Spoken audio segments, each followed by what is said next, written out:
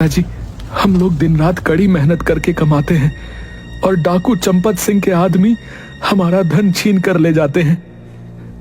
अरे बेटा, हम लोग गरीब पंडित हैं, हमें तो पूजा करवा कर अपना पेट भरना है, हमें राजनीति से क्या लेना देना।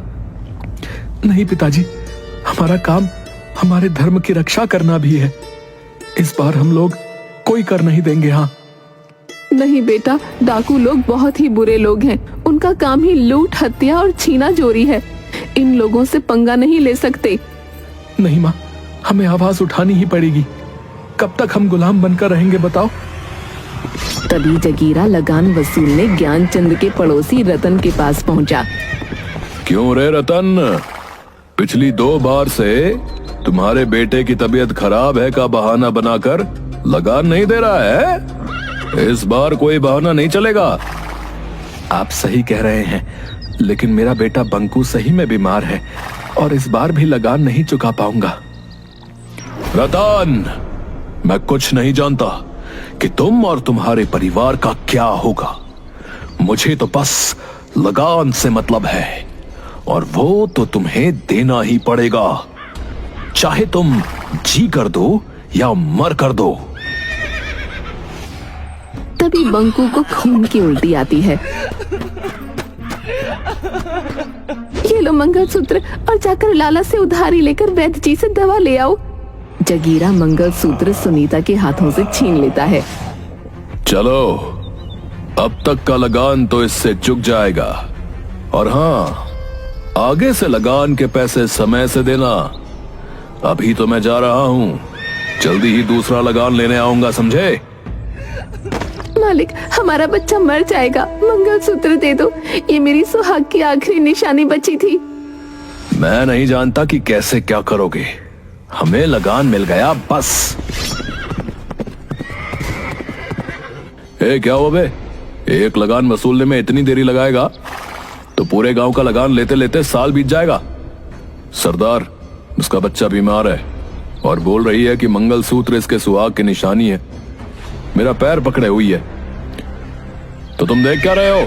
मारो 1 लात। इन सुअरों को जितना आजादी दोगे उतना ये सर पर चढ़कर नाचेंगे। अगर पैसे नहीं है तो सुंदर काया तो है ना, कहो कि शाम को हवेली पर चली आएगी, लगान माफ कर देंगे। बंकू एक पत्थर उठाकर चंपत सिंह को मारता है। कुत्ते, मेरी माँ को गाली देता है, मैं तुम्हें नहीं छोड़ूंगा। पत्थर जाकर सीधा चंपत सिंह के सीने में लगता है। जगीरा सुनीता को जोर से एक लात मारता है और बंकू को उठाकर वहीं पटक देता है। बंकू एक बार फिर खून की उल्टी करता है। माफी मालिक, माफी।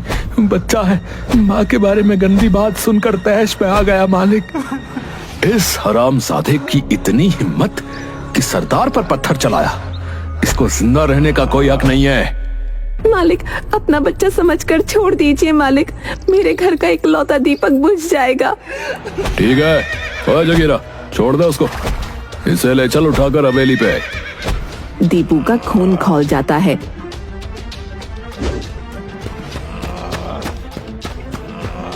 चंपत सिंह की ओर दौड़ता है। सुअर, मैं तुझे नहीं छोड़ूंगा, ये ले। इतना कहकर दीपू एक लाठी चंपत सिंह को मारता है। तब तक जगीरा और उसके गिरोह के अन्य डाकू दीपू को पकड़कर मारने लगते हैं। रुक जाओ जगीरा, इसने डाकू चंपत सिंह पर हाथ उठाया है, और एक नहीं, इस गांव के 2-2 लड़के आज हम पर हाथ उठा रहे हैं। इनकी सजा इन्हें मिलेगी। चलो, इसे हवेली पर ले चलो, वहीं हम इसकी सजा सुनाएंगे, और उस लड़के की माँ को भी हवेली पर ले चलो। मालिक, आप इसे छोड़ दे मालिक, हम ब्राह्मण हैं, हम अपने इष्ट देव की कसम खाकर कहते हैं, अब ऐसा कभी नहीं करेगा।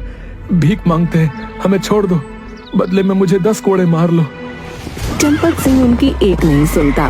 दीपू और सुनीता को लेकर वो अपने अड्डे पर चले जाते हैं।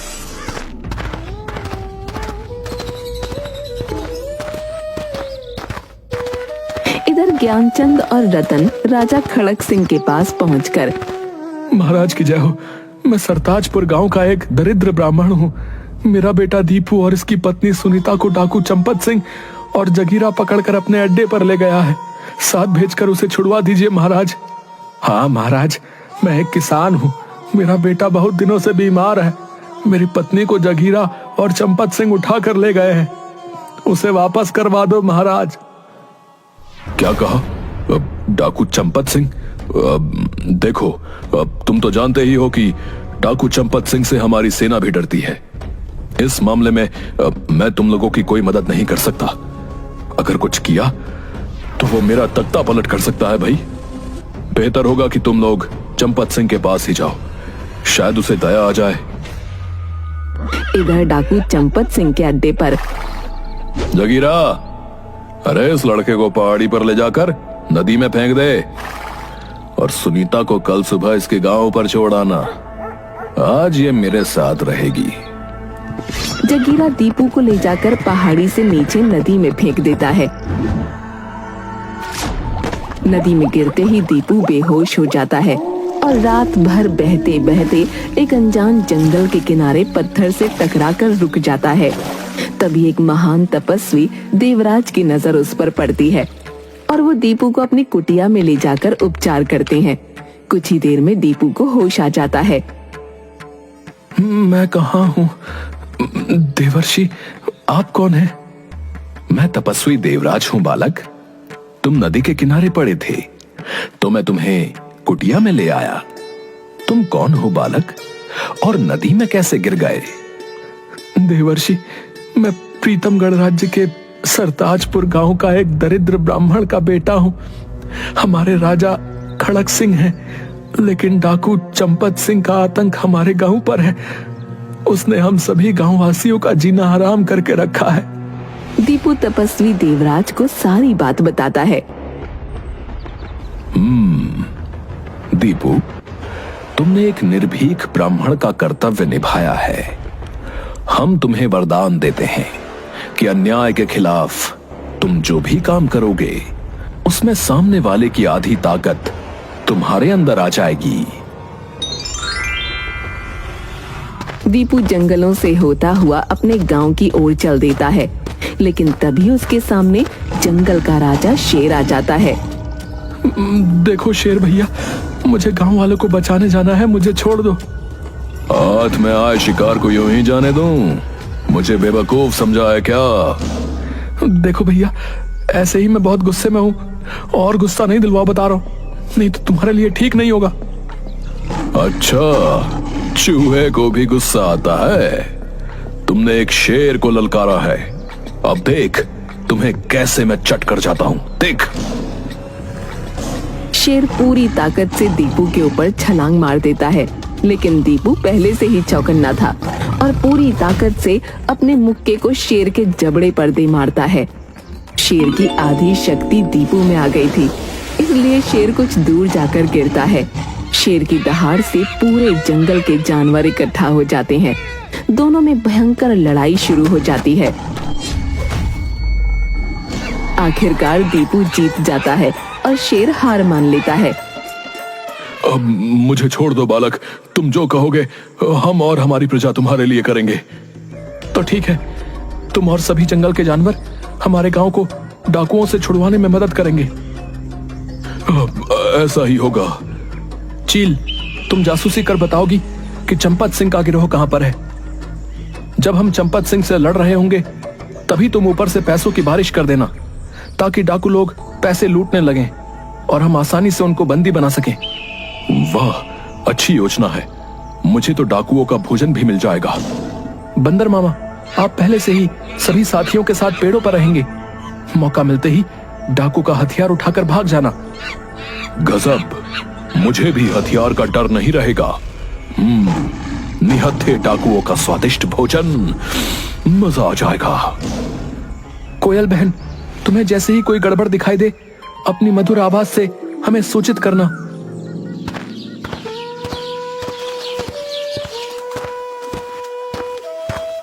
अरे मेरा बेटा, जिंदा है तू? अरे ओ दीपू की माँ, सुनती हो? जरा बाहर तो आना, देखो कौन आया है। आपको कई बार कहा कि दीपू का नाम ना लो, मुझे उसकी याद आ जाती है।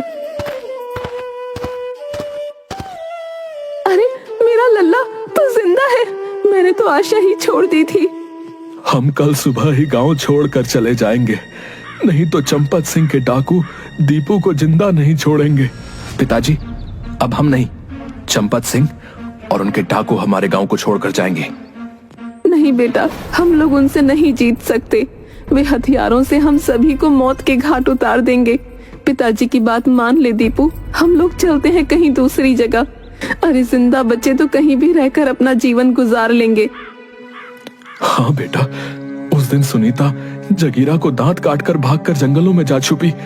चंपत सिंह और उनके डाकू रतन के घर पर आए और सुनीता के न मिलने पर दोनों बाप बेटों को मार पीट कर गांव से निकाल दिया। दीपू ज्ञानचंद को अपने साथ हुई घटनाओं के बारे में बताता है। ज्ञानचंद और विजया को विश्वास दिलवाता है कि वो और जंगल के उसके साथी मिलकर डाकुओं को गांव से मार भगाएंगे।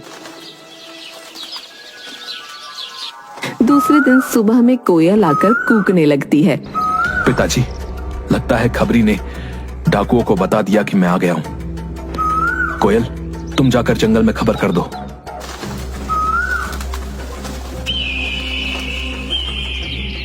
तभी चील आकर बताता है कि चंपत सिंह अपने सभी डाकुओं के साथ गांव की तरफ आ रहा है। इधर कोयल के कहने पर शेर सभी जानवरों को लेकर सरताजपुर गांव पहुंच जाता है। सभी गांव वाले घबराकर इधर उधर भागने लगते हैं। गांव वासियों, जंगल से ये जानवर हमारी मदद के लिए आए हैं। आप लोग घबराएं नहीं, अपने अपने घरों में सुरक्षित रहें। बोलो बालक, अब हमें क्या करना है? सबसे पहले शेर भैया, आप लाला के घर जाकर उसे हड़का कर पैसे ले आओ और चील को दे दो। फिर सभी जानवरों के साथ छुपकर डाकुओं के आने का इंतजार करो। चलो, ये काम तो मैं यूं ही कर दूंगा। शेर जैसे ही लाला सेठ के घर में घुसता है, पूरे घर में हड़कंप मच जाता है। सारे नौकर इधर उधर भाग जाते हैं। सेठ तिजोरी छोड़कर कमरे में बंद हो जाता है। बंदर मामा जाकर उसमें से सारे पैसे लेकर एक कपड़े में बांधकर चील को दे देते हैं। तभी कोयल कूकने लगती है। चंपत सिंह जगीरा और डाकुओं के साथ वहां पहुंचता है। पंडित, हमें मालूम है कि तुम्हारा बेटा जिंदा बचकर आ गया है। चुपचाप अपने बेटे को सरदार के सामने ले आओ, नहीं तो हम तुम्हारे घर को आग लगा देंगे, समझे? मैं भी तुम ही लोगों का इंतजार कर रहा था। अरे तू क्या निकालेगा? मैंने तुम्हें बिल से निकालने के लिए जानबूझकर तुम्हारे पास खबर पहुंचवाई थी। अच्छा, तो चींटी के भी पर निकल आए। ए जगीरा, पकड़ कर लाओ उस पंडित के बच्चे को। आज सभी गांव वालों के सामने उसे जिंदा जलाएंगे, ताकि आज के बाद कोई सर नहीं उठा सके। अरे जगीरा, फिलहाल तो अपनी जान की फिक्र कर। साथियों, आक्रमण! पेड़ों पर से अचानक बंदर सारे कूदकर शोर मचाते हुए डाकुओं पर टूट पड़ते हैं और उनके हथियार लेकर पेड़ पर भाग जाते हैं। तभी सभी जानवर एकाएक डाकुओं पर आक्रमण कर देते हैं। शेर को देखकर सभी जान बचाकर इधर उधर भागने लगते हैं।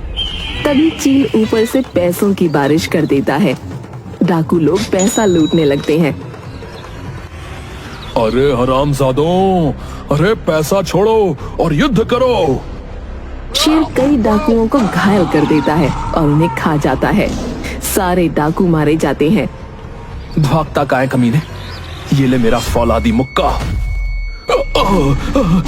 मुझे छोड़ दो, मुझे छोड़ दो, ये शेर मुझे खा जाएगा। वो कुछ सोच पाता इससे पहले सारे जानवर उस पर टूट पड़ते हैं। जगीरा के साथ चंपत सिंह भी मारा जाता है। गांव वालों, सभी अपने घर से बाहर आ जाओ। सारे डाकू मारे गए। अब हमारा गांव दरिंदों से मुक्त हो गया है। सारे गांव वासी खुशी से नाचते हुए अपने अपने घरों से बाहर आ जाते हैं।